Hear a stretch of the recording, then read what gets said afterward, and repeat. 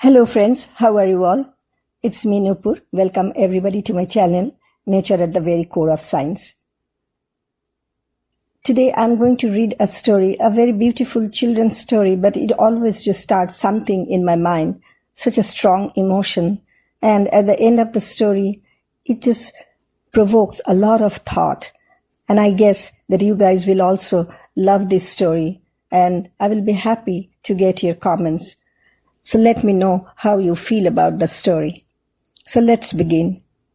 There was once a small boy called Wilfrid Gordon McDonald Partridge, and what's more, he wasn't very old either. His house was next door to an old people's home, and he knew all the people who lived there. He liked Mrs. Jordan, who played the organ. He listened to Mr. Hosking, who told him scary stories. He played with Mr. Tippett, who was crazy about cricket. He ran errands for Miss Mitchell, who walked with a wooden stick. He admired Mr. Drysdale, who had a voice like a giant. But his favorite person of all was Miss Nancy Allison Delacote Cooper, because she had 4 names just as he did. He called her Miss Nancy and told her all his secrets. One day, Wilfrid Gordon heard his mother and father talking about Miss Nancy. "Poor old thing," said his mother. "Why is she a poor old thing?" asked Wilfrid Gordon. "Because she's lost her memory," said his father. "It isn't surprising," said his mother. "After all, she's 96. "What's a memory?" asked Wilfrid Gordon. He was always asking questions. "It is something you remember," said his father.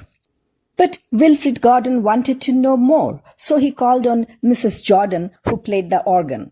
"What's a memory?" he asked. "Something warm, my child, something warm."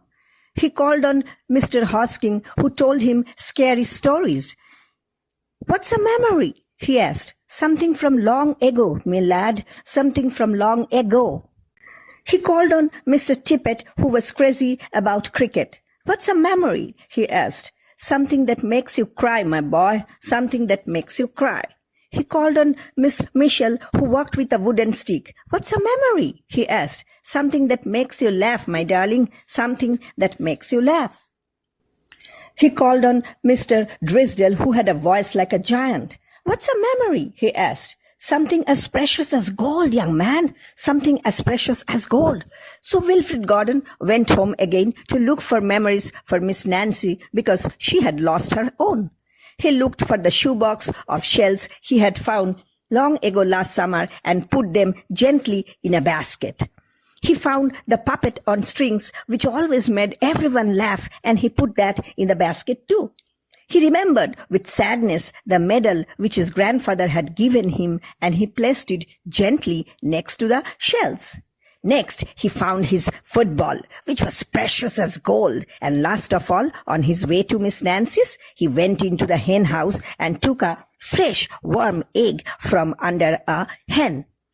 Then Wilfrid Gordon called on Miss Nancy and gave her each thing one by one. "What a dear, strange child to bring me all these wonderful things," thought Miss Nancy. And then she started to remember. She held the warm egg and told Wilfrid Gordon about the tiny speckled blue eggs she had once found in a bird's nest in her aunt's garden. She put a shell to her ear and remembered going to the beach by tram long ago and how hot she had felt in her button-up boots.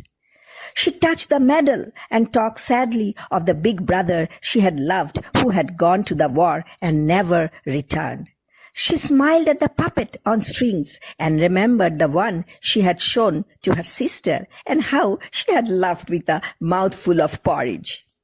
She bounced the football to Wilfrid Gordon and remembered the day she had met him and all the secrets they had told, and the two of them smiled and smiled, because Miss Nancy's memory had been found again by a small boy who wasn't very old either.